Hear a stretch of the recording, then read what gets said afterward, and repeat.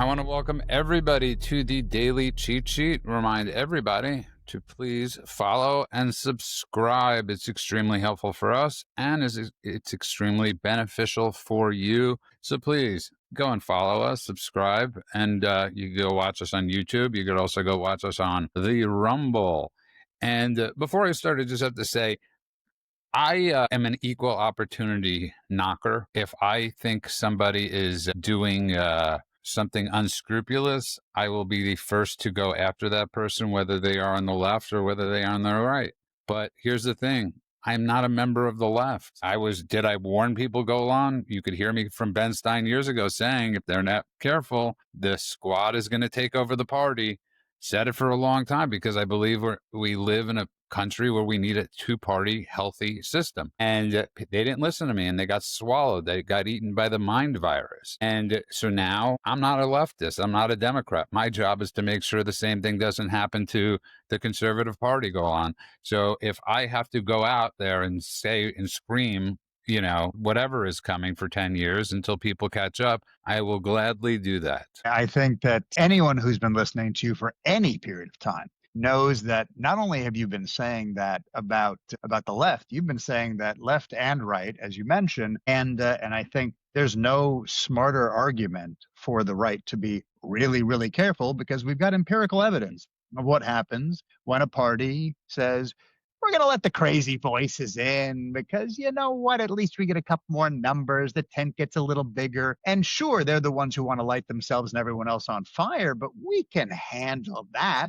They're the abnormal ones, so we'll be fine. And then little by little watches like a praying mantis on her mate just eats the head off the host. And we've seen it happen exactly as you described it when you've described it on Ben's show, yours and Ben's show. Also, as you described it in our early shows. We're 110 episodes in. This is not the first time people have heard you say it. The right is under the same danger right now. And the crazies are starting to get a louder and louder voice. And we have to be real careful or this is not going to be our party anymore. Yeah, well said. And man, the reason I bring this up is because I did a post about Steve Bannon, and we discussed this yesterday. Steve Bannon's, his real acumen for Middle East policy and his acumen for so many things. And here's the reality. He's not an honest broker. Okay, if somebody on the other side wasn't an honest broker, how many non-honest, dishonest brokers, men, do we call out on the other side? We call them out all the time. They're dishonest brokers. That's why we have a shutdown government right now, is because the left are dishonest men. But at the same time, we have to look at people like Steve Bannon, who is so off the rails on his foreign policy that it's not just off, it's dangerous. So what Trump is doing with these moves that he's making is he's disproving both the left and the woke right. So for years, every single president that we've ever had said that they wanted to somehow resolve the Israel-Palestine, Israel-Arab conflict. None of them have been able to achieve it. We got close with Bill Clinton, but that would have involved giving away a ton of land to the colonizing Arabs. Also, I just want to point out, sorry, Mend, that even Clinton admitted that was never going to happen in retrospect because Arafat wasn't an honest broker either and was pulling the, Treaty of Habadiah thing too of I'm pretending to do a treaty so that later I can come back and kill you. He never intended for there to be peace. Well, we know that that's the entire basis for the Arabs that were Jordanians and Egyptians to now self-identify as a new people called Palestinians was just an effort to take over from the river to the sea. That's why the PLO was invented while the Arabs Explain still what the had PLO is. A lot of people don't know. It's a terrorist organization that was called the Palestinian Liberation Organization. It was invented by the Russians and a Egyptian named Yasser Arafat.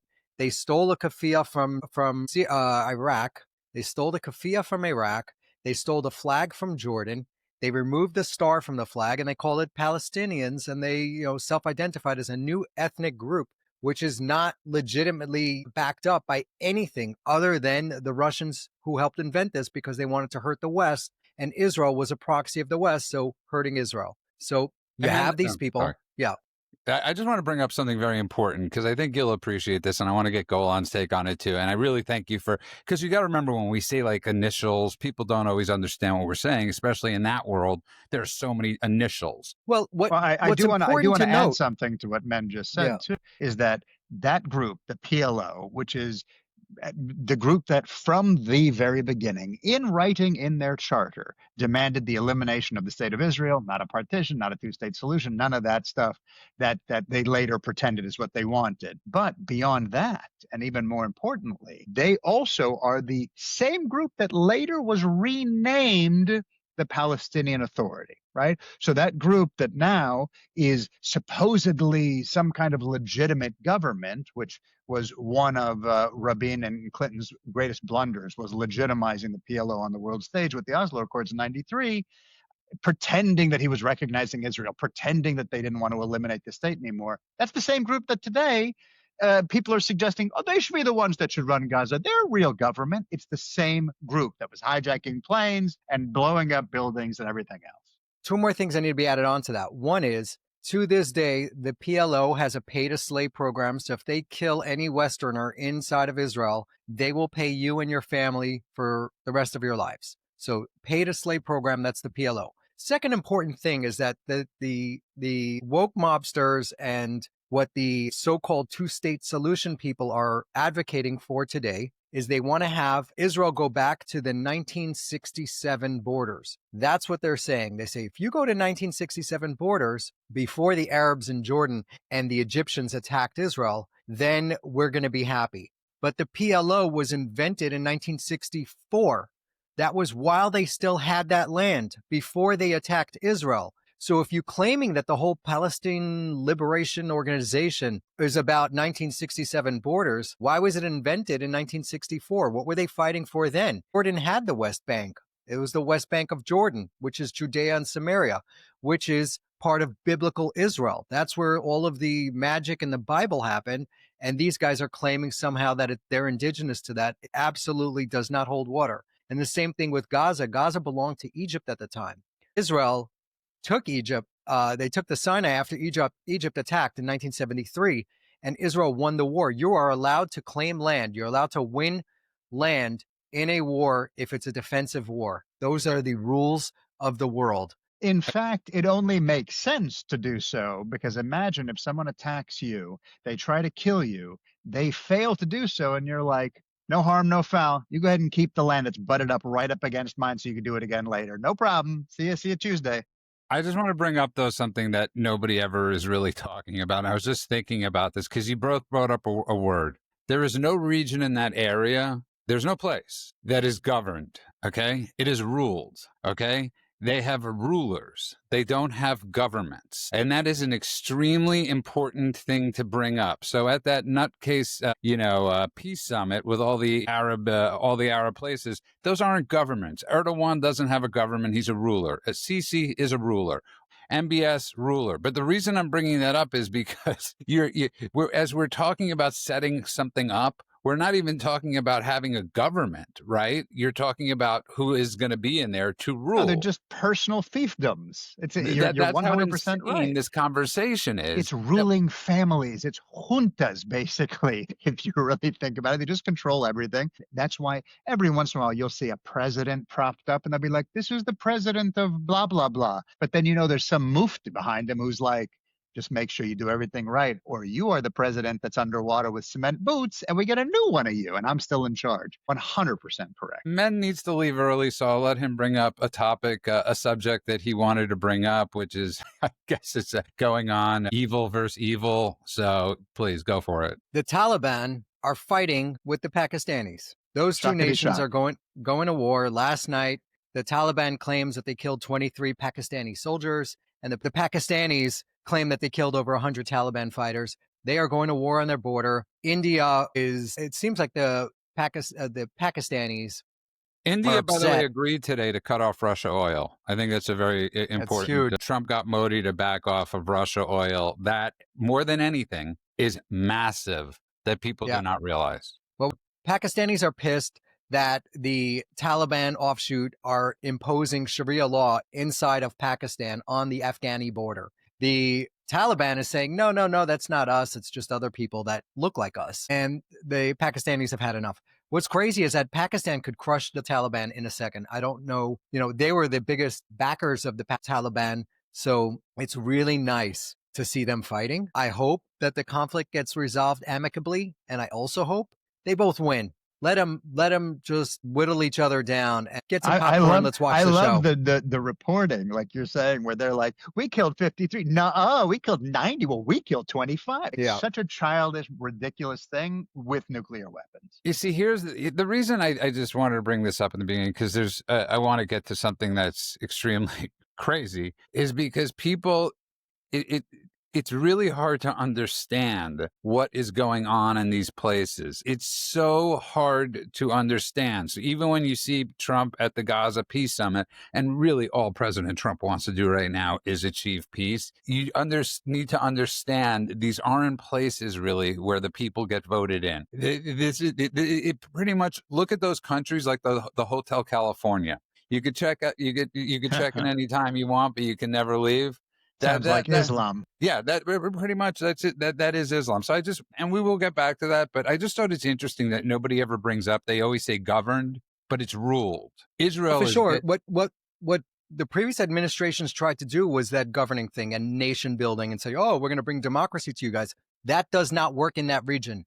There are too many ignorant people there to have true democracy. You're being kind with that word. What you need.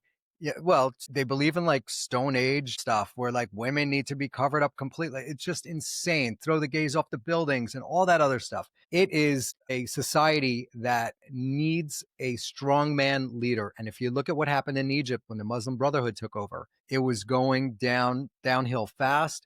And then Sisi did a coup and he took over and he's pretty much stabilized the country. And to your point, the biggest problem that we had when Iraq fell, go on, was that as bad as, and men brought this up the other day, and I brought this up to somebody, and he's 100% right. Saddam Hussein was an evil mofo, but in that region, he was the butcher of Baghdad. The only way to prevent ISIS from coming was you had to be the butcher of Baghdad. And I agree, obviously. Which is how ISIS was formed. Right, exactly. So there is the concept of stability over chaos, right? But the idea where there's sectarian, there's these ethnic divisions that are so deep that where they're practicing stuff that is barbaric. Okay, you need a strong leader to come in, and otherwise it collapses into civil war and all of that, like what happened in Iraq post Saddam. But it's all bad all over the place when it comes to those places. All the cult of personalities. One guy controls the police and the military, and no dissent is allowed, and the only people that get into power are the sons, and it's just insanity. One place where it's done semi-okay is Jordan. Now, publicly, they come out and say all kinds of crazy stuff about Israel. Privately, without Israel, that government would fall in a minute. And he's somewhat of a strong man. And they tried to kill his dad. And we talked about this before. That's how you had Black September. They brought in a Pakistani general, and he just machine gunned all the crazy Palestinians who were trying to take over his country. And they got it under control. And you need that. I mean, Hafez al-Assad, who was the former president of Syria's dad, he flattened an entire city called Hema. He emptied it of any military personnel, sent them to the other side of the country, anyone who had relatives there, and then he flattened that whole city. He killed it. So the difference is between someone like King Abdullah and Assad is that King Abdullah is not a tyrant in the Middle Eastern sense of tyranny, right? Like, he's Western aligned, he's more moderate. He is still kind of top-down power. He controls the army, he controls intelligence, all of that. He can dissolve parliament if he wants to, even though they have it, quote unquote, they have it. But ultimately, he's a guy he's more like a guardian than a dictator. And it's one of the reasons why it works. And so, and works what I mean in terms of it also works because with the West. He throws red meat. Yeah. And it works with his country, within his country, because every once in a while he throws some red meat to them, saying we're demonizing Israel and all kinds of other stuff. Right. Meanwhile, there was especially during this conflict. A highly classified document was released a couple of days ago, which does not, I'm sure the Arab nations are really upset about it, but it basically details that the U.S., Jordan, Saudi Arabia, Qatar, I believe even Turkey, they were all actively sharing intel to help Israel win the war. And on the document, it said, don't ever let this get out. So publicly, they come out and they say, oh, genocide, whatever. Privately, they are sharing intel because they know that Israel's on the right side. They want the Israelis to eliminate Hamas. and hopefully bring about peace in the region. Publicly, they have to throw some red meat to the base. Listen, I think this is extremely important to talk about. I understand this is not American news. I get it. But this is world news, and this is what is going on right now. And there's a lot of confusion out there. Yesterday, Hamas was supposed to release 28 of the dead bodies of the dead, and they released 4. 3 of them happened to be soldiers. One of them was an Arab, and it was a When guy. you say an Arab, just to be clear for the listeners, he Was a doesn't mean an Hamas Arab that person. was kidnapped. It was a random corpse they threw in and pretended was one of Right. the hostages. And so today they're slow rolling again. We're supposed to get 2 more. So they've already broken this ceasefire. And I don't know. I don't know right now what the answer is. I don't know. I know what I want the answer to be, but I don't know. I just don't know. And I think this is sowing the seeds of a lot of confusion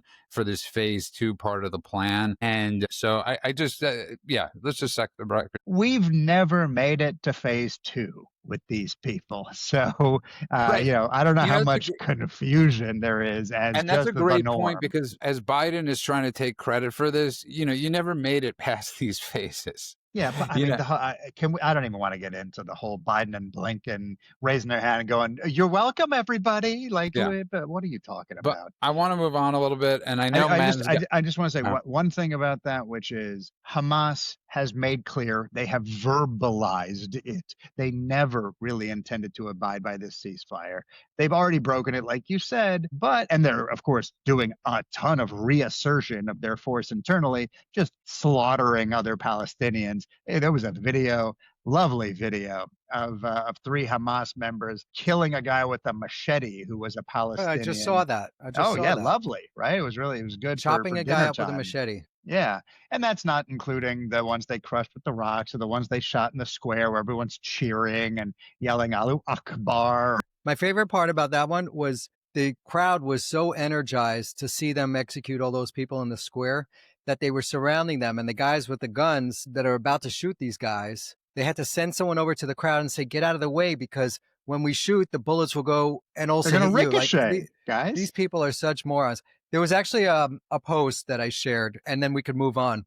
But there was, while we're on this topic of Palestine and Gaza and all that, Ahmed Al-Khaladi, he's obviously an Arab. He posted this on X, and he goes, "We had a chance to end the conflict, and we chose to burn it. In 2005, something historic happened. Israel withdrew completely from Gaza, not just the soldiers, but also all of its civilians, farms, and settlements. Thousands of Israeli families were uprooted from their homes by their own government. Synagogues were dismantled.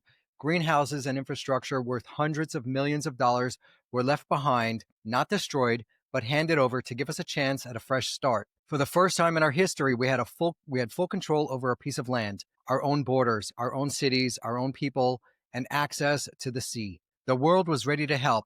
Billions in aid and investment were promised. It could have been the beginning of a Palestinian Singapore, but instead of building schools, hospitals, and industries, we built tunnels, rockets, and militias. Instead of creating hope, we chose hatred. Instead of turning Gaza into a proof that the Palestinians can govern themselves, we turned it into proof that we cannot." And he goes on, and I will post this on our socials, but it is such a clear, good take on what went down there. And it's something that these wokesters that just want to continue demonizing Israel can't argue against. There's nothing that they could say. What they say is, "Oh, after that, you did a blockade." No. 2005, you had freedom. In 2007, you voted for Hamas. You voted for an organization that said that all they wanted to do was slaughter all of us. So we then put a blockade in place, and then we put up a wall around Gaza. I think it's important to point that out. Yeah, I also think, just to end this up, I think it's people are really confused. I mean, I see it. I see what people are saying. And people, with the Palestinian Authority, the whole reason why this mess is a mess is because the Palestinian Authority, who wants to seize control again, was a bunch of corrupt, ratty mofos. And then you had a break apart, obviously, which became Hamas. And so this idea that somehow, magically, majestically, overnight, the Palestinian Authority under Abbas is going to be able to seize control, he'll be hung before the election is over. He'll There was a literally, and I'm not. documentary. I never talk about this, but I never have forgotten it. Years ago, Oliver Stone, psychopath film director, made a documentary in which he interviewed members of the PLO in tunnels. Okay. And he said to them, "What do you think of Arafat?" And they were like, "Arafat, he is our leader. We will do anything he says. He is the greatest. He is the one who liberated us, et cetera, et cetera, et cetera." And then he said, "And what would you do if Arafat told you tomorrow, I'm making a deal with the Israelis. We're going to recognize Israel. We want peace. Let's all lay down our arms." And you just watch them, these two masked terrorist murderers, stop and stare at each other for a minute. And then one of them kind of quietly leaned into the microphone and goes, "Oh, we'd have to kill him. Like that would be that. He would have betrayed the cause." And it was just this instant like reveal. I've never forgotten it. So whenever anyone's like, we just need the right leader to take all of these people whose ideology from birth and from what they think is in their psychotic religious book tells them to do nothing but hate the Jews and murder the Jews and take over Israel and take over the West and everything else. All they need is just one good leader that's going to just massage them to truth. It's a lie. It's always been one. Let me ask you about this question, because this is like another. I think this is really important. So I obviously think Trump knows this end scenario, especially because he has Rubio there and he's got some of the smartest people in the room telling him this thing. Does he think that Sisi or one of these nations will have enough courage to go after Hamas? Because that's the only way this ends. That's the only way this situation ends amicably and we can move on, is one of those countries does the job that Israel is going to be forced to do. And again, the cycle starts, man. None of those countries are going to do that. None of them are going to get into an armed conflict with Hamas. None of them want to. It doesn't resonate with their base, with their home populations. They don't want to see their soldiers fighting with other Arabs, especially the Palestinians that have been infantilized for so many years, where they don't have any agency and we just need to take care of them. And they're not responsible for anything they do, but we always need to take care of them. So that's never going to happen. What's going to happen if Hamas refuses to disarm? They are going to get the wrath of the Israelis, fully authorized by Trump. So Trump is not going to send U.S. boots there. I know he's sending 200 troops to Israel to kind of monitor the ceasefire. I'm not happy about that. I think there should be 0 troops on the ground. I don't want to see our boys and girls on the ground in a foreign country, period, unless it's a defensive move. Unless it's us going after, say, the cartels in Mexico, something imminent, something defensive. But you're going to see the Israelis unleash hell on those people. And it's going to be disproportionate. You're going to see it where all those people that just moved north, they're all going to have to go back south. Those people that are, That's the moving good thing back about into Gaza City, yeah, they could take them with them. So I love it when the BBC interviews these people in Gaza and they go, and they're talking about, it's so hard. We've moved 7 times and we're living in a tent. They never, not once have I ever heard them ask, do you think it was a good idea for your government to launch this attack? Never. For your rulers. Right, whatever. But It's not just their rulers. Let's be real. It's a democratically elected. Hamas, it was the civilians. Sure, there are some civilians there. Sure, there are. I'm sure there are. I haven't seen any yet, but I'm sure they exist. Men's got to run, but I want to continue this. Thank you, guys. Talk soon. Talking a bit. So moving on a little bit, Golan, to. Can I just point out one thing about the 200 troops that he mentioned? Because it's important for those people who are, like Amy said, I don't like the 200 troops. Fine, the 200 troops. Remembering that we have thousands and thousands and thousands of troops all over the world doesn't mean they're in conflict, doesn't mean they're in war zones. Often they're there just to sit and watch what's going on, to make sure that things are okay, or to be able to oversee people who are bad actors. In this case, and he was specific about it, they're there to set up a coordination center and assist with humanitarian aid flow. Not one of those troops is allowed to enter Gaza. Okay, so it's not troops on the ground in the war zone. It's important to say that. Let me just ask you this one question. Is this a ceasefire or an appease fire? Because it feels like an appease fire. It doesn't feel really like a ceasefire. I think it actually says something about how much Trump understands the region. So you may have heard me say this before. It is a classic line about the region, which is in the Middle East, where words are currency but are not receipts. Okay, there's what you say, there's what you do, and there's what you'll say you'll do. They are 3 separate economies, and everyone knows how to trade in all three separately, and never the twain shall meet. What you say, that is the public consumption thing, your speeches, your interviews, your UN statements, your the pride and projection of strength, and your posturing and all of that stuff, etc. What you do is the ground truth. That's the stuff that people don't know about, the back channel stuff, the intelligence deals, the quiet cooperation with the very enemy you just condemned on Al Jazeera, all of that. That's what you do. And what you say you're going to do, that is, there's no other way to put it, it is diplomacy theater. Right. I just want people just to be. I obviously I know some of the answers to these questions I'm asking. I'm just simply asking them so you guys. You're setting them up so I can knock them down, right? That's pretty much it. But you're 100% right. I don't think this is lost on Kushner. I don't think it's lost on. But it Trump. has been lost on previous presidents and Well, it's previous been lost on everybody. Think about Biden trying to take credit right now for nothing but failure in a system where honesty is naivete.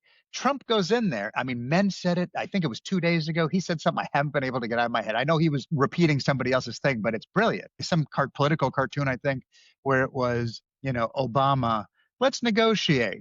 Muslims, we're going to bomb you. Biden, let's negotiate. Muslims, we're going to bomb you. Trump, we're going to bomb you. Muslims, let's negotiate. I mean, that's it. He understands the idea of how these people think. It's not hypocrisy when you do this. It is strategy, and he's the first one to employ it properly. So I want to move on a little bit because I didn't see this story that it just came out. Los Angeles County declares state of emergency over ICE arresting illegals. Los Angeles Board of Supervisors approved the declaration to proclaim a state of emergency over immigration and customs. On Tuesday, they voted 4-1 to the emergency order, which will seek state and federal dollars to award to those claiming to be impacted by ICE raids. Rent relief, legal aid, and among other services will be offered. So they want federal aid. They think about this twisted logic. It's like nuclear level twisted logic. This is just so everyone understands.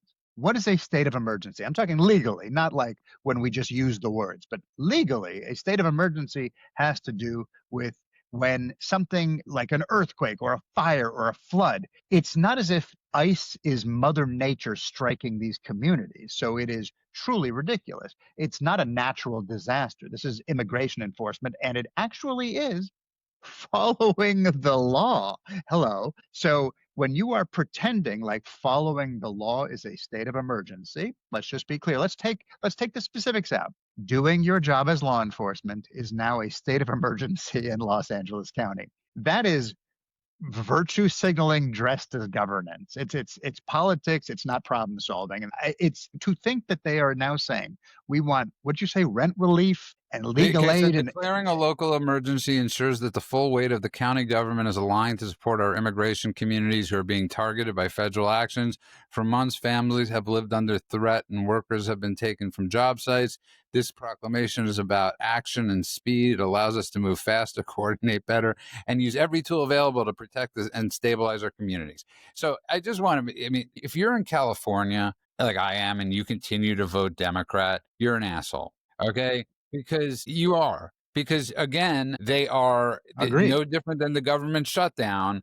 They're favoring the illegals over the people that actually live in the state of California. What they're trying to do is they're trying to flip the narrative, compare it with the fire stuff, right? Nothing. Absolutely, yes. Not one new house is being built, as Adam Carolla keeps showing in Malibu, the Pacific Palisades, or any of these places. Not one. So they don't care about Americans. All they care about, Golan, I've never getting your head around this concept is what is so confusing to people and why they're losing. Do you know, by the way, what they have committed? I know this is a bit of a detour, but what they have committed to build in lieu of all the buildings that burned down during the LA fires? Do you know what they have actually committed to building? Newsom just approved this. Over $100 million of low rent, affordable, multifamily rental housing.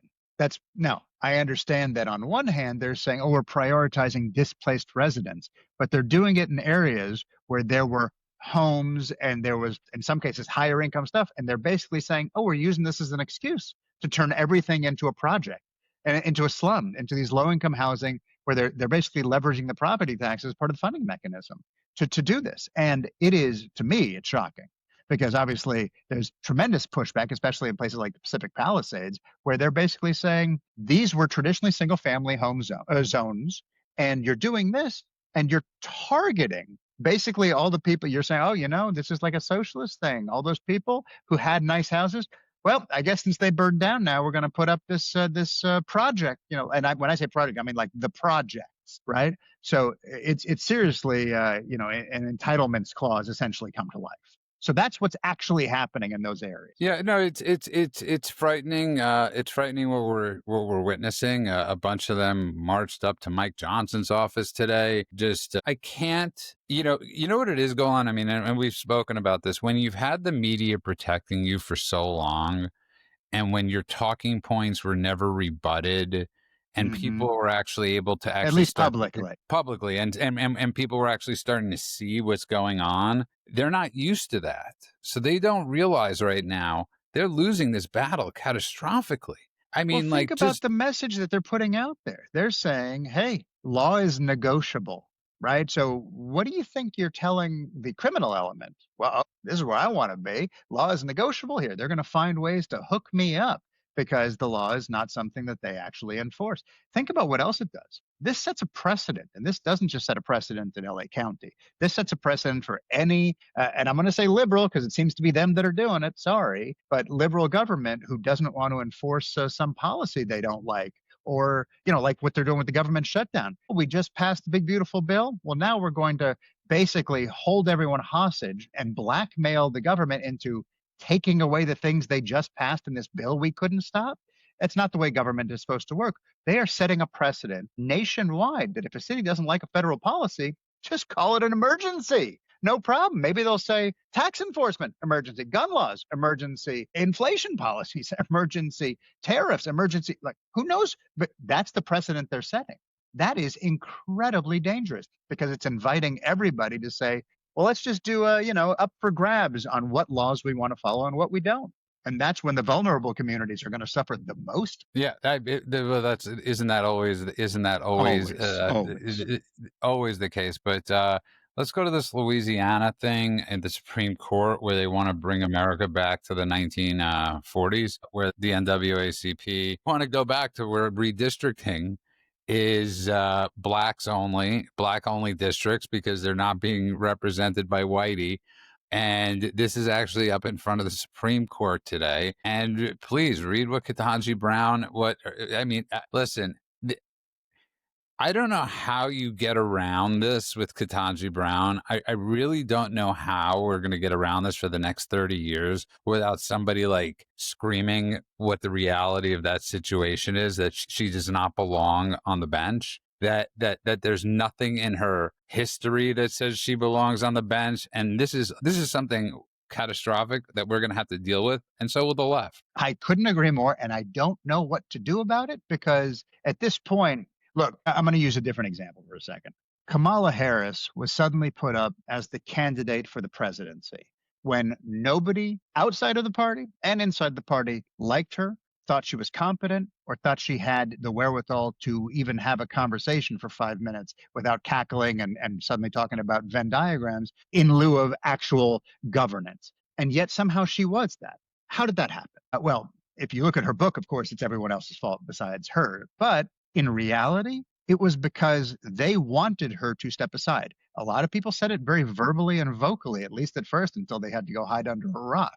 I'm talking people within the Democratic Party who said, this is the ideal situation. She says, all right, it's time for us all to step aside and we're going to do a new group and we'll find a new thing and we'll do some voting or whatever. And instead, she basically made, this is according to reporting, okay, she basically made threats and said, if you do that, I'm going to let everybody know you pushed a black woman aside to try and get some other white guy in here, and it's going to destroy everything. And so they had no choice. Another blackmail situation where they had someone who was incompetent. Let's get back to this Ketanji Brown thing because she refers to black Americans as disabled. They don't have equal access to the voting system. She just called black people disabled. Well, okay, wait. I'm coming around to a Sorry. point here where basically you're asking, what do we do about it? I want to answer both questions you asked. The first is, what do we do about Ketanji Brown Jackson being a lifetime appointee on the Supreme Court when she not only is not appropriate for the Supreme Court, she is one of the dumbest people I've ever heard speak.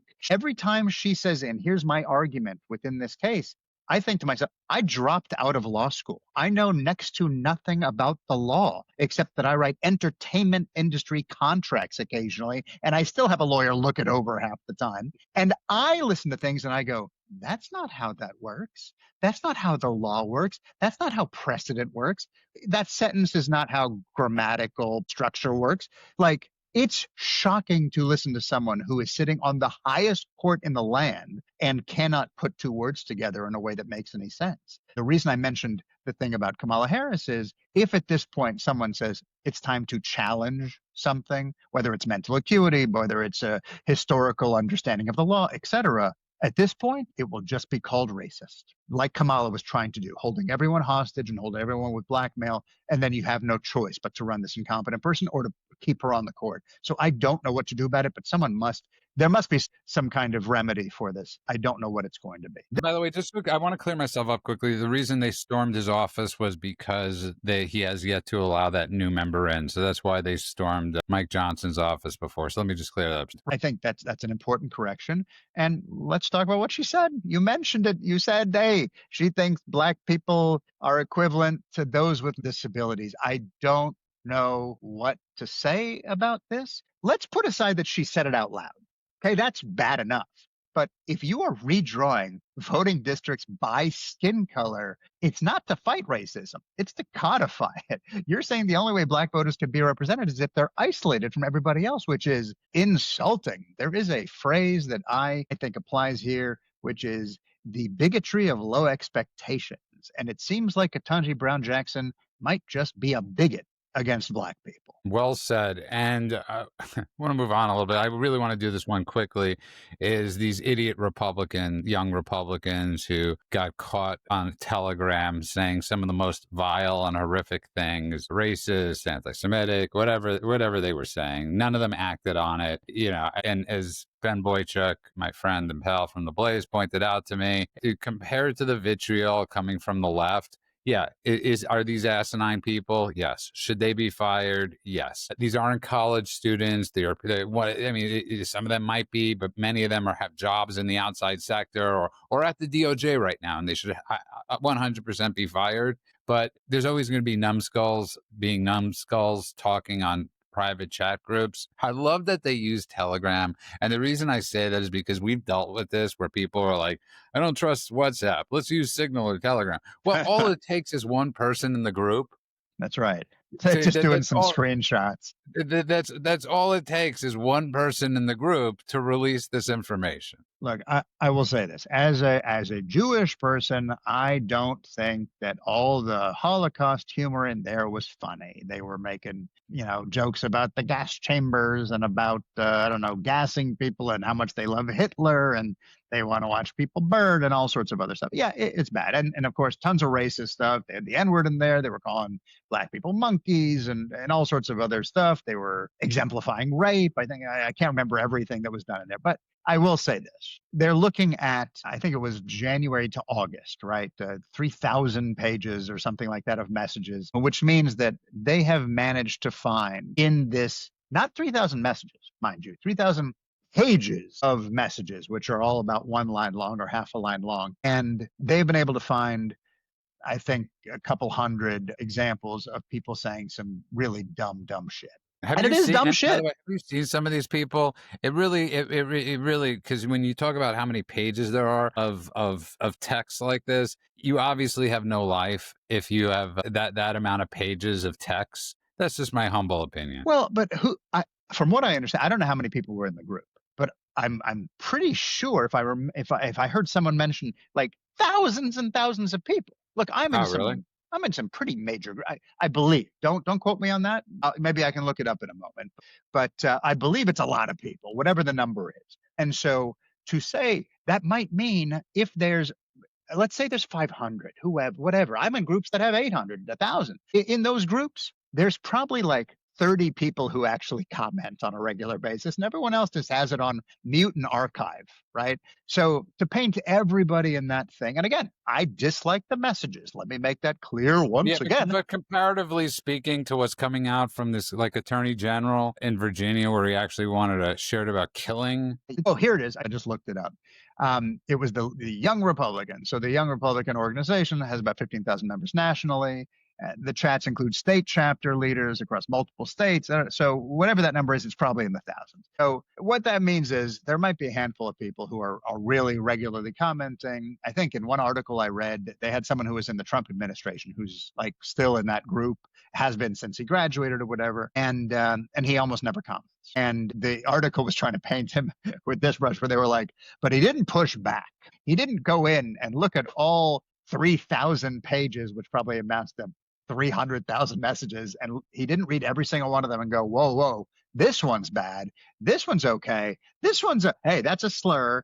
Take that back, or, whatever. There are groups I'm in where there are people paid to be sticklers, and they delete messages left and right. Yeah, they used to delete okay. my messages all the time. I know, you were a prime and suspect. my messages were rather innocuous, so I had to join another group because I was getting. I mean, guys have some. But here's the thing, though. All I'll say about this, and to end this, because it's just not worth the time. Is if this is the future leadership, you're idiots. Well, Okay? wait, I want to say one more thing about that, which is there's also something to be said, and I'm not defending anything that was said in that group. Okay, a lot of the things were against my people, but there's something to be said for feeling like you are in a private chat group with a group of friends and you all say stuff that you don't really mean because either you're trying to goad your friend on, or you're trying to be a big shot, or you're trying to blow up some steam, or you just saw something that really made you angry. There's times I see things on social media, and if you heard what I said in private to my wife or whatever, you'd go, this guy's a psychopath. But I said it in anger in one moment, and the next moment I'm over it. I'm never going to act on it, right? So there is also something to be said for that sort of thing leaking out, which is why I will say to all of them, if you really believe those things, you deserve the death penalty, fine, whatever. But if you don't mean it and you're just blowing off steam or doing whatever you're doing, and that's why I say whatever, I'm being vitriolic on purpose. Yes, I don't mean the death penalty. What I mean, though, is you don't deserve to be in office. You don't deserve to have a voice in the public sphere. You're a bad person, all of those things. But if you don't mean it, and you're just one of those people who likes to shoot their mouth off because it's easy, because it's nameless and faceless, or it's faceless on the internet or whatever, you think you're private amongst your friends, you think it's funny, or you're just making a joke and you don't really mean what you're saying, be aware that these things always leak, and shut the hell up. Stop doing it. And the reason I'm calling them idiots is because if you're in a group with 15,000 people and you're sharing this stuff without any thought that one of the 15,000 might not leak this for money, you're an idiot and you have no space in public life. Not because of the crap you said, which was stupid, which I could forgive you for. I can't forgive you for being dumb. Okay, that's the part I can't forgive you for, is being an idiot. But I want to move on a little bit, though, to I'm not sure. Are you familiar?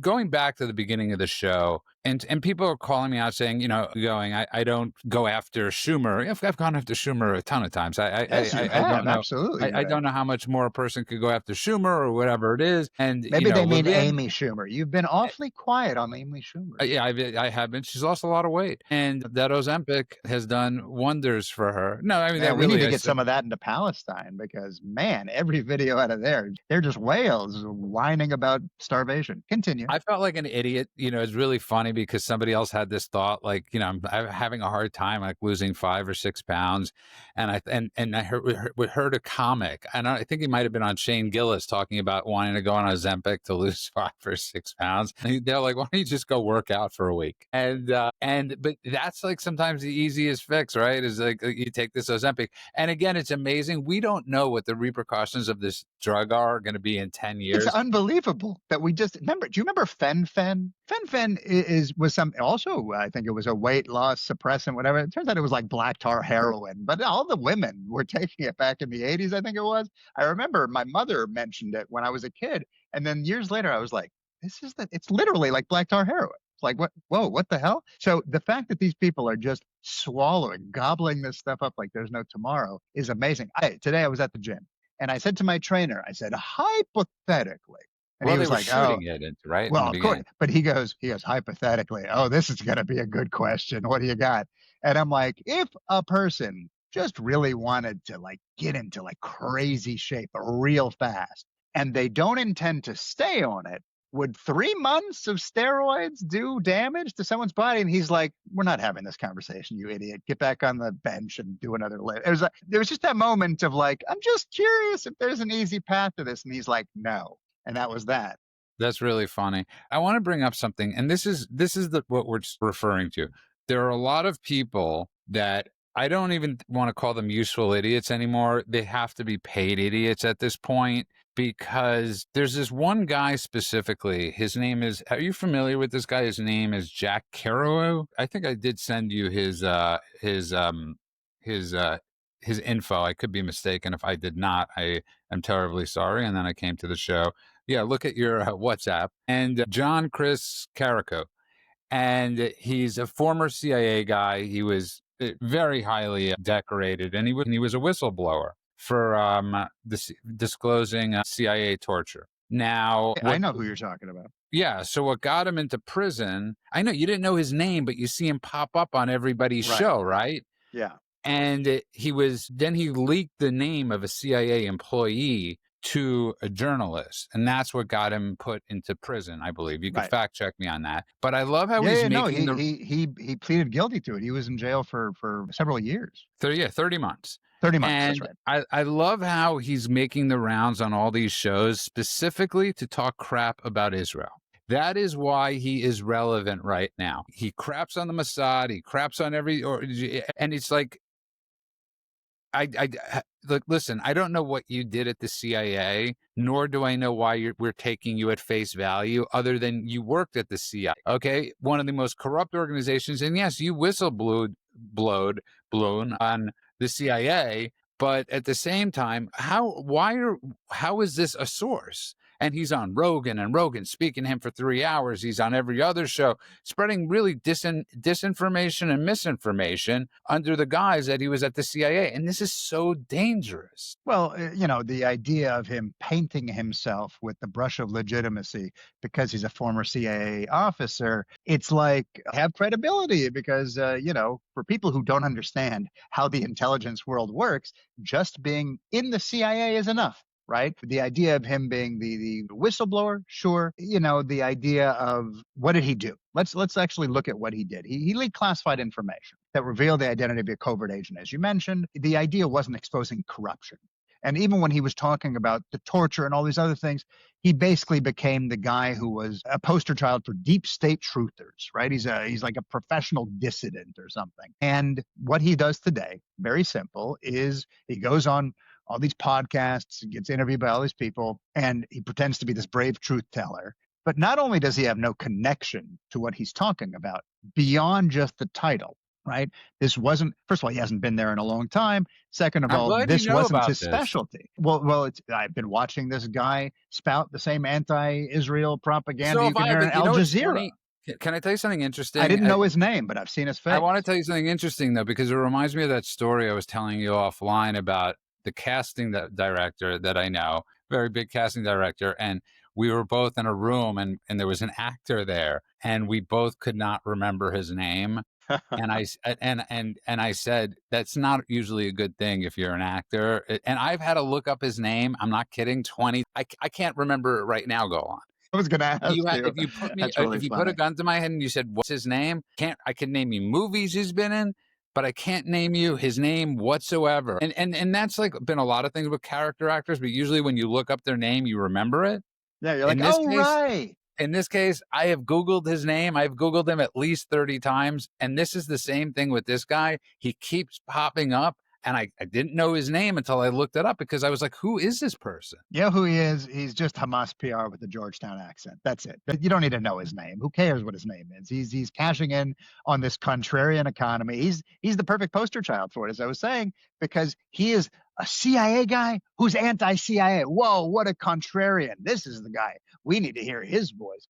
But Basically, it's where you find every washed up insider trying to have a second act by just spouting whatever the current nostrum is. And in this case, actually, Israel's the real problem is the current tag that everyone wants to try and put on their bio because it gets them followers and views and likes. And as we've talked about, some people are paid. Some people, Qatar is saying, here's a check, Tucker. Here's a check, Marjorie Taylor Greene, and then they say stuff that, Well, somebody was halftime, joking with Marjorie Taylor Greene that, and by the way, we were wrong. I have to fact we check were myself. wrong. I have to fact check myself. Yeah, she did inherit her father's company, right? That she had to split, but it was worth 700 grand, maybe. It wasn't worth the 25 million or the 30 million that she is now. And she So the keeps on, rest is just grift.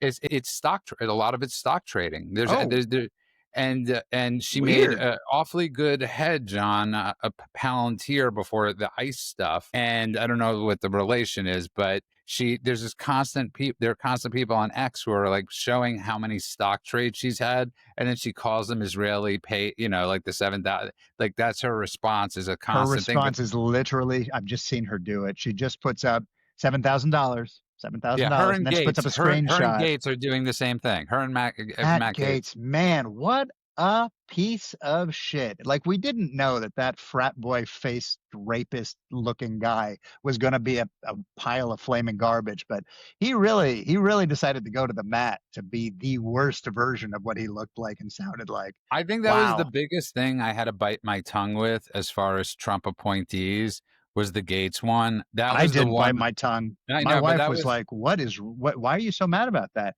I was like, this is the first real Trump blunder. And then all that stuff happened where it was like, turns out he's a giant piece of shit. It's like, surprise, surprise. And then he got out of there.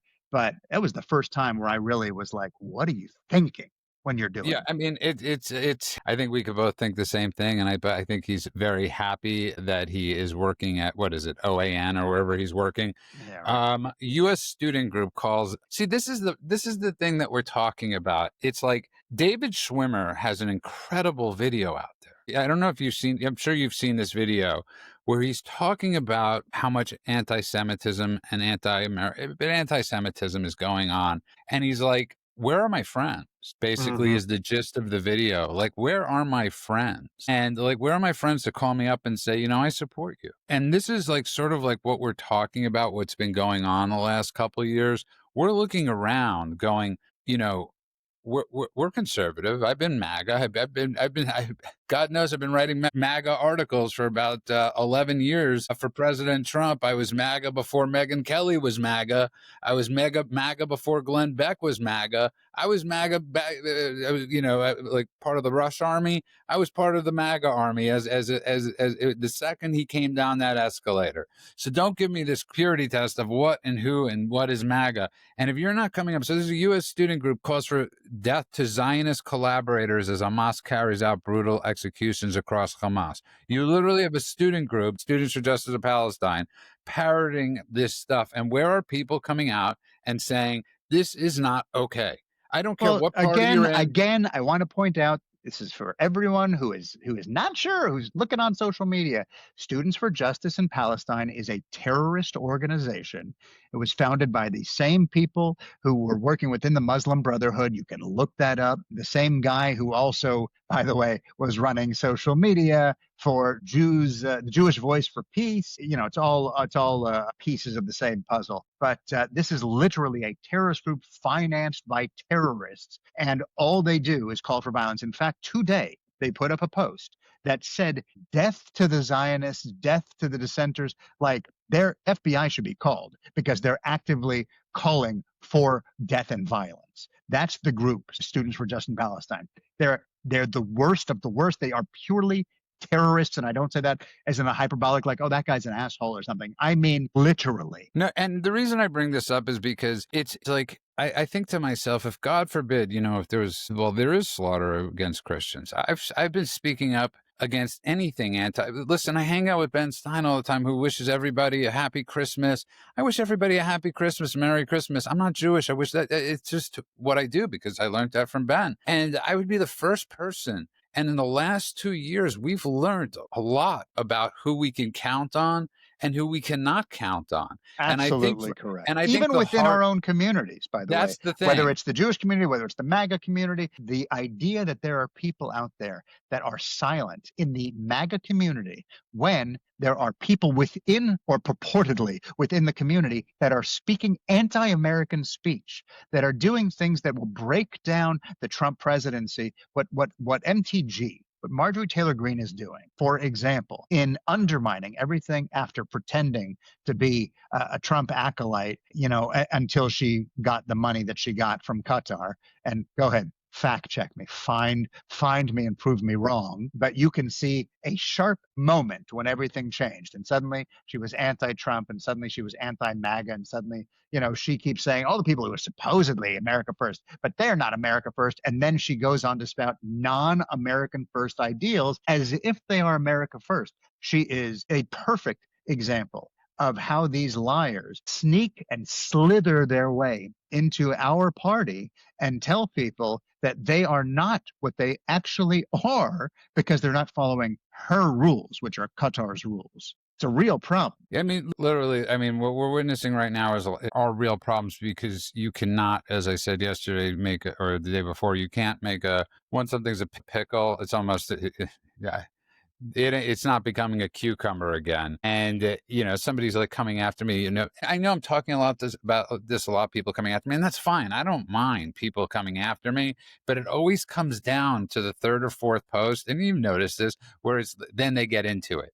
It's like when I play around a little bit with them on the post, and then it's always like, well, you could disagree with Israel, but not be anti-Semitic. Well, I never said you couldn't, first of all, but it's good that you put those words in your own mouth. And it's luckily like that's not anti-Zionism. Oops. Yeah. I know. It's a racket. It's like this disgusting racket that people are using. And I got to be honest with you, I was nauseous yesterday, and I don't care about saying this. I was nauseous watching yesterday at Charlie Kirk's when he received posthumously the Presidential Medal of Freedom. I was nauseous watching. And I know Hannity was not a fan, but the former Fox News people with Tucker Carlson there and Jesse Waters and Laura Ingraham. And you know what it reminded me of? And just so people understand where I'm coming from on this, I'll never forget. And this is when I lost faith in the Senate, when I realized there was one big fraternity that never wanted to graduate college. So they went to the Senate. I remember when they were all memorializing two people, one of them being Teddy Kennedy. And I remember when Republicans were all lined up to honor this murderer. And the other one was Robert Byrd in the Democrat Party from the Ku Klux Klan. I mean, and I remember thinking to myself, what a disgrace. It's like if I have a friend going that I've been friends with for 20 years, I don't talk to him anymore because of certain rhetoric he said to me. And I don't feel safe around somebody like that. And I look and I go, you guys are a joke. You're a clown show. It's all for money. And I want people to remember that. I actually care about the people on Truth. I actually care about the people that respond to me. These people don't give a crap about you. So as you're going to bed tonight thinking Tucker or any of these people give a crap about you, they do not give one iota. And I challenge anybody to say something to them on X. You know who does care about you? People like Dinesh D'Souza. I'm not saying that because he agrees with me. I know Dinesh is a good guy. Do I like his clickbaits? No. Can't stand the way he clickbaits, okay? It drives me absolutely up a wall. I'm always like, Dinesh, you're better than this, okay? You don't have to be a clickbaiter, Dinesh, but I get it. And so that's going. It's important. We should say this over and over and over again, just in case they miss one episode, they'll hear it on another one. I hate to break it to you, all you users on X or wherever you are, or even Truth. Tucker Carlson doesn't give a shit about you. We got to scream it from the mountaintops, Judah, because these people think he's out there fighting for the people, raging against the elite, standing up for truth. He is not. He is getting paid for his commentary. There's wonderful videos out there. You can find them where you can see not an ideological shift where someone has changed their mind as a result of new information, but a complete 180 that basically belies any information that he used to have. It doesn't even have, you don't even have, I know right now I watched the video about Israel where it was like, 2024, Israel's our greatest ally and Israel's wonderful and we need to take care of Israel. And then today he's like, Israel can't survive without us. And what is an ally anyway? And all that stuff. So you can see that, but it's not just Israel. Don't think I'm only talking about the Jews or Zionism or Israel. He does this on every topic that can destroy the West. And he's doing it regularly. He's doing it for sure, ratings and relevance, fine, but mostly for money. He's a strategist, a paid strategist at this point.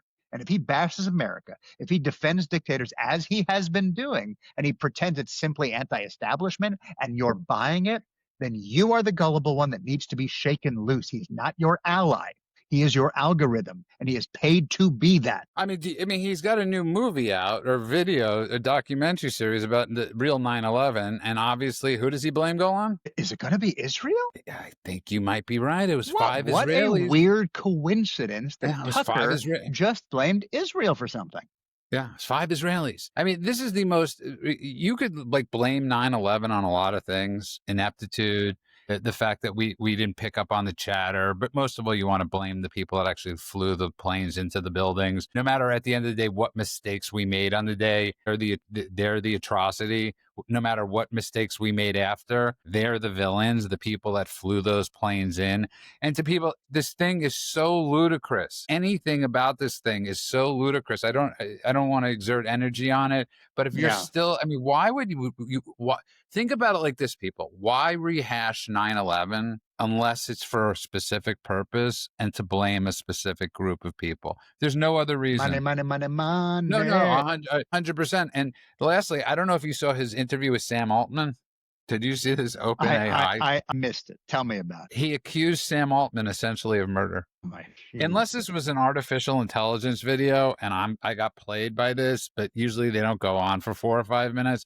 He was talking about that staffer that committed suicide and Tucker's convinced he was murdered. It's a weird case, but Sam Altman was like, yeah, we were like friends, but not friends. He worked for me. And Tucker's like, don't you find it strange that he just came back from a trip and didn't leave a suicide note? First of all, most suicides don't leave notes. That's something that most people don't do. Well, about 7 seconds worth of research, Tucker should have known that. He's got a whole staff behind him. So the fact that he pretends he doesn't know stuff like that in order to throw out accusations, I'm listening to this for the first time, and even I know it's bullshit. Yeah. That's amazing. So I can't believe it. Did he directly say? No. And Sam Altman's like, I'm paraphrasing this thing. Sam Altman's like, are you like saying I committed murder? He's like, I've never been anywhere before, but somebody's accused me of committing murder. And I think Sam Altman was taken aback by it. This all was from the whole Elon Musk, separation and Sam Altman. And I'm not a Sam Altman guy. This is I'm not a Sam Altman fan. Wait, but I have to just tell you, I'm looking it up and I'm going to quote it. Okay. First of all, Tucker Carlson said, quote, that this guy was, quote, definitely murdered. Okay, start. Then he said, quote, his mother claims he was murdered on your orders. Then he said, I feel strange and sad debating this, and having to defend myself seems totally crazy, and you're a little bit accusing me, said Altman to him. And then later he was like, I'm trying to find the quote here. I haven't been on a lot of podcasts where I've been accused of murder. So yeah, pretty blatantly. My goodness, this guy he's taking it all to a new level. And I wonder, is Sam Altman, is he Jewish? No. How weird. And is his AI in competition with certain other countries? Did he have a falling out with Elon Musk? And so listen, it's disgusting, and I've said a lot of ands and ums because I don't know how to sometimes talk about this stuff go on without how we wrap our brains around this stuff. I really don't. I don't know how even people that are normally able to wrap their brains and talk about stuff and, come up with things that, sort of make sense. Yeah. And by the way, I'm just going to throw 2 more in. Sorry, I keep reading this article as you're saying this. I think it's worth looking into, Carlson said. If a guy comes out and accuses your company of committing crimes and then is found killed and there are signs of a struggle, I don't think it's worth dismissing it. And then the best part is Elon Musk posting it and saying, and I quote in his tweet, he was murdered. Wow. All right. I need to lie down after this podcast episode. Yeah. I mean, it kept on popping up on my, one of those, like, the worst part of doom scrolling is you never know where it could be really pro your views one day. And the next you're like, oh my God, what the hell happened to my doom That scroll was my feed. X account today. It was Yeah. nothing but messages from pro-terrorist accounts about the prisoners that got released from Israeli custody, these terrorists, these murderers, and everyone was like, this poor guy was in prison for 22 years, and it's the first time he's seen his family since he was arrested, and it's also all these sad sack stories. And then you're like, wait, that's the guy who like raped a 10-year-old boy and murdered 3 girls. How are they leaving that out of the context? By the way, that's a real example. But there were, I mean, I'm not kidding. Everything on X was just posts about how these poor Palestinians had actually been hostages and had actually been in, not in prisons, but in concentration camps, and how they'd been tortured and how they finally were free. And then you're like, that guy killed 6 children on a school bus. That guy, and again, literal examples. And they just left all that out. And I'm imagining all the people who are on X who don't understand what happened, who don't know the history, and who aren't going to take the time to research it, see that post and they're like, these vile Israelis. And I did see someone I know post, anyone who's still supporting Israel as a literal psychopath, using one of these as the retweet. And I thought, I know that person. They won't think that if they know the truth, but they don't know the truth and they will never find it out if I don't call them and tell them. And they may not even listen to me at a certain point. It's really scary, actually. Yeah, and if you don't believe how scary it is right now, the U.S. and Israel are working to set up a safe zone in part of the IDF-controlled Gaza where civilians fearing Hamas can flee. If that doesn't tell you everything you need to know, now listen, I do believe, you watch a show like Fauda, and the whole premise of Fauda is, in a sense, Fauda, which means literally in Arabic, chaos. And part of the show is always that the hope in it, right, was that Israel and the PA could get along. That was always the hope in that show, that there are good, whatever you want to call them, Arabs, Palestinians, whatever you want to call them. There are a lot of really good ones that want to live lives, that want to be free. And yes, they've been held hostage, many of them. So many of them have been held hostage. And yes, you could go back and look at how they voted and this and that. Quite a few good ones. There are quite a few good ones that live in Israel. Many that live in Israel, Israeli Arabs, that serve in the military, that serve in that work as doctors, that There's a work as lot. lawyers.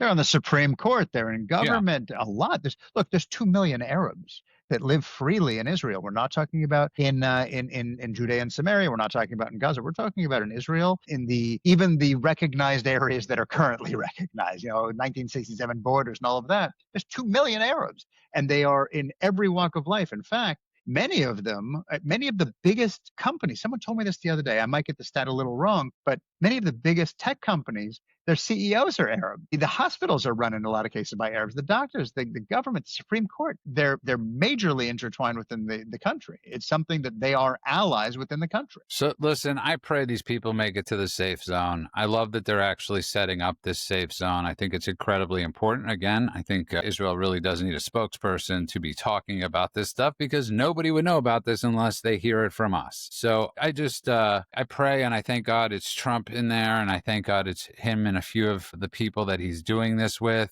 that I truly trust. If this was anybody else but Trump, we'd be thinking this was, Clinton and Rabin and Right. and Oslo again, all over again. I pray he knows what he's doing. I just Yeah. I just want to point out. So you're talking about a spokesperson, and I love that that all these people like MTG now are using this talking point that I frankly don't even really believe. But let's assume it's true that influencers got $7,000 per post or something like that.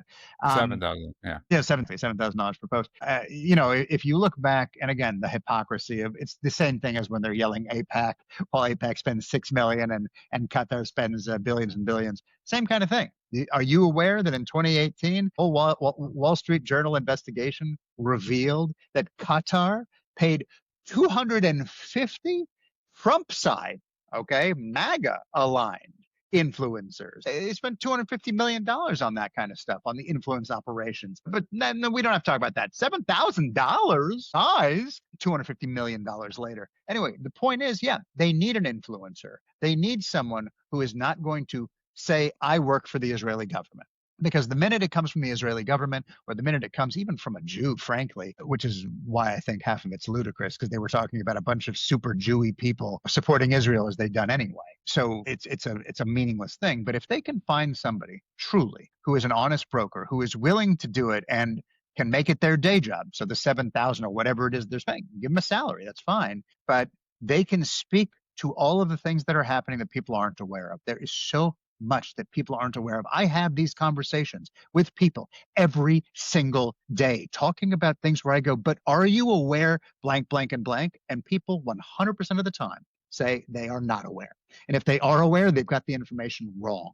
The sheer amount of misinformation that exists right now in the public sphere on social media, especially on TikTok, and right now, unfortunately, on X as well, it's frightening. It is overwhelming. It is a tidal wave, a tsunami of bad information, and it keeps coming. Why? Because there are billions of Muslims in the world. There are a bunch of Nazis and there are a bunch of allies of the Nazis and the Muslims who are going to repost all of it. And so even if, as I mentioned on a previous episode, all 16 million of the Jews simultaneously post the truth, it's going to get drowned out by the jihadis no matter what happens. And even those people that are not jihadis, that are not willing to strap a bomb to their chest, but are willing to support it or retweet it or like it, it's still going to overwhelm all the truth that's out there.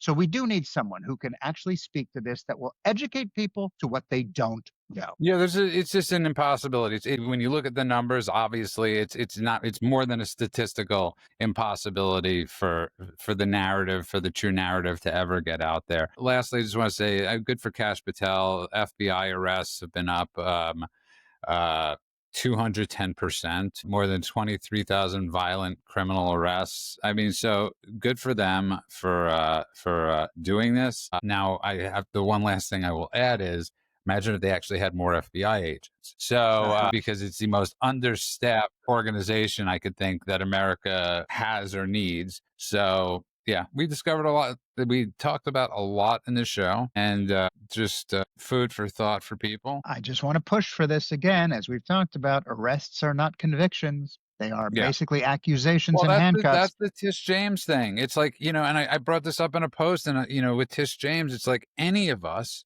would have been in handcuffs if we were harboring a felon.